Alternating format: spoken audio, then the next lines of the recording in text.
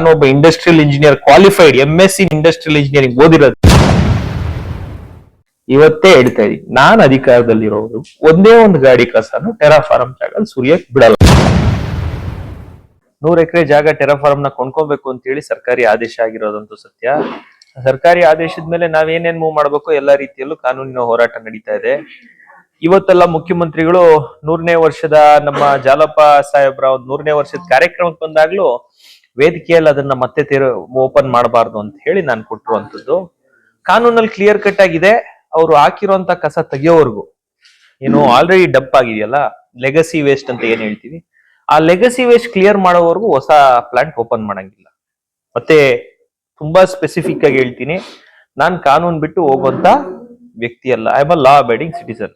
ಕಾನೂನಲ್ಲಿ first point ಇರೋಂಥದ್ದು, ಅವ್ರು ಇನ್ ಕೇಸ್ ನೀವೇನ್ ಹೇಳಿದ್ರೆ ಮತ್ತೆ ಸುರಿತಾರೆ ಅಂತ, ಪಾಪ ನೀವು ಸಾರ್ವಜನಿಕರಲ್ಲಿ ಆತಂಕ ಉಂಟು ಮಾಡಬಾರ್ದು. ಕಂಡೀಷನ್ ಕ್ಲಿಯರ್ ಕಟ್ ಆಗಿರುವಂತದ್ದು. ಎಕ್ಸಿಸ್ಟಿಂಗ್ ಮುಂಚೆ ಟೆರಾಫಾರ್ಮ್ ಅಲ್ಲಿ ಏನ್ ಸುರಿದಿದ್ದಾರೆ ಆ ಕಸ ತೆಗಿಯೋವರೆಗೂ ಅವ್ರ ಆ ಪ್ಲಾಂಟ್ ನ ಮತ್ತೆ ಸ್ಟಾರ್ಟ್ ಮಾಡಂಗಿಲ್ಲ. ಸೊ ಹಂಗಾಗಿ ಫಸ್ಟ್ ಆ ಕಸ ತೆಗಿಲಿ. ಆ ಕಸ ತೆಗಿಯಕ್ಕೆ ಅಲ್ಲಿ ಸುರಿದಿರುವಂತ ಲೆಗಸಿ ವೇಸ್ಟ್ ಬಯೋ ಮೈನಿಂಗ್ ಅಂತ ಏನ್ ಮಾಡ್ತಾರೆ, ಬಯೋ ಮೈನಿಂಗ್ ಮಾಡಿ 16 ವರ್ಷ ಟೆರಾಫಾರ್ಮಾ ಸುರಿಸ್ಕೊಂಡು, ಟೆರಾಫಾರ್ಮಾ ಪ್ರೊಸೆಸಿಂಗ್ ಪ್ಲಾಂಟ್ ಅಲ್ಲ, ಟೆರಾಫಾರ್ಮಾ ಡಂಪಿಂಗ್ ಯಾರ್ಡ್ ಆಗಿ ಉಪಯೋಗಿಸ್ಕೊಂಡಿರೋದು ಮುಂಚೆ. ಆ ಡಂಪಿಂಗ್ ಯಾರ್ಡ್ ಅನ್ನ ಕ್ಲಿಯರ್ ಮಾಡ್ಲಿ, ಸಂತೋಷ. ಬಯೋ ಮೈನಿಂಗ್ ಮಾಡ್ಲಿಕ್ಕೆ ನಾನು ಸಹಕಾರ ಕೊಡ್ತೀನಿ. ಹೊಸ ಕಸ ಹಾಕ್ಲಿಕ್ಕೆ ನಾನಿರೋವರೆಗೂ, ತಾಲೂಕಲ್ಲಿ ನಾನ್ ಶಾಸಕನಿರೋವರೆಗೂ ಜನ ಕೊಟ್ಟಿರೋ ಅಧಿಕಾರವನ್ನ ಉಪಯೋಗಿಸ್ಕೊಂಡು ಯಾವುದೇ ಕಾರಣಕ್ಕೂ ಬೆಂಗಳೂರಿನ ಕಸವನ್ನ ಟೆರಾಫಾರ್ಮ್ ಅನ್ನ ಮತ್ತೆ ಓಪನ್ ಮಾಡಿಸಲ್ಲ. ಅದಕ್ಕೆ ಯಾವುದೇ ಹಂತಕ್ಕೆ ಹೋರಾಟ ಹೋದ್ರು ಆ ಹೋರಾಟಕ್ಕೆ ನಾವು ಸಿದ್ಧರಾಗಿದ್ದೀವಿ.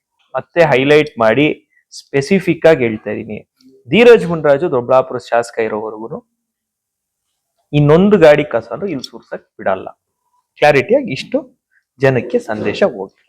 ಅದನ್ನ ಮಾಡಕ್ ಕಂಡೀಷನ್ ಹೇಳಿದೀನಲ್ರಿ, ಫಸ್ಟ್ ಇರೋ ಕಸನ ಖಾಲಿ ಮಾಡಿದ್ಮೇಲೆ ಮಾತ್ರ ಅದನ್ನ ಮಾಡಕ್ ಪರ್ಮಿಷನ್ ಇರೋದು ಕಾನೂನಲ್ಲಿ. ಸುಪ್ರೀಂ ಕೋರ್ಟ್ ಹೈಕೋರ್ಟ್ ಆರ್ಡರ್ ಕೊಡ್ತೀನಿ, ಸುಪ್ರೀಂ ಕೋರ್ಟ್ ಹೈಕೋರ್ಟ್ ಆರ್ಡರ್ ಕೊಡ್ತೀನಿ.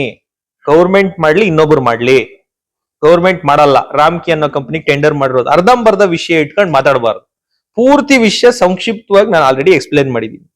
ಟೆರಾಫಾರಂ ಜಾಗನ BSWML ಕೊಂಡ್ಕೊಳ್ಳೋದು, BSWML ಕೊಂಡ್ಕೊಂಡು ರಾಮ್ಕಿ ಅನ್ನೋ ಕಂಪನಿ ಕೊಡೋದು. ಈ ಟೆಂಡರ್ ಅಲ್ಲಿ ಬೇಜಾನು ಭ್ರಷ್ಟಾಚಾರ ಇದೆ.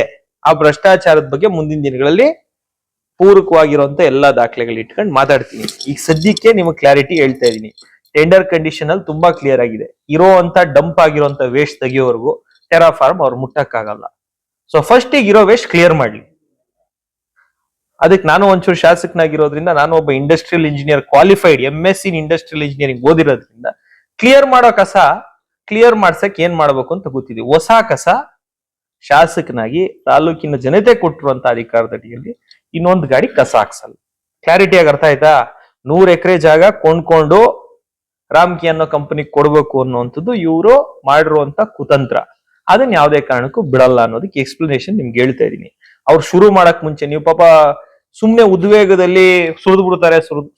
ಸುರಿಯಕ್ಕೆ ಕಂಡೀಷನ್ನೇ ಇದೆ. ಫಸ್ಟ್ ಇದುವರೆಗೂ ಸುರಿದಿರುವಂತ ಕಸ ತೆಗೆದ ಮೇಲೆ ಹೊಸ ಕಸ ಸುರಿಬೇಕು ಅನ್ನೋಂತ ಕ್ಲಿಯರ್ ಕಟ್ ಕಂಡೀಷನ್ ಇದೆ. ಅರ್ಥ ಆಯ್ತಾ? ಇಷ್ಟು ಕ್ಲಾರಿಟಿಯಾಗಿ ಹೇಳ್ತಾ ಇರೋದು ರೆಕಾರ್ಡ್ ಆಗಿದೆ ಅಂತ ಅನ್ಕೊಂತೀನಿ. ಇವತ್ತೇ ಹೇಳ್ತಾ ಇದೀನಿ, ನಾನ್ ಅಧಿಕಾರದಲ್ಲಿರೋರು ಒಂದೇ ಒಂದು ಗಾಡಿ ಕಸನು ಟೆರಾಫಾರಂ ಜಾಗ ಸುರಿಯಕ್ ಬಿಡಲ್ಲ. ಅದ್ ಎನಿ ಎಕ್ಸ್ಟೆಂಟ್ ಹೋರಾಟ ಹೋಗಿ ನನ್ನ ಜನತೆ ನನ್ನ ಹಿಂದೆ ಇರ್ತಾರೆ ಅನ್ನೋಂತ ನಂಬಿಕೆ ನಂಗೆ.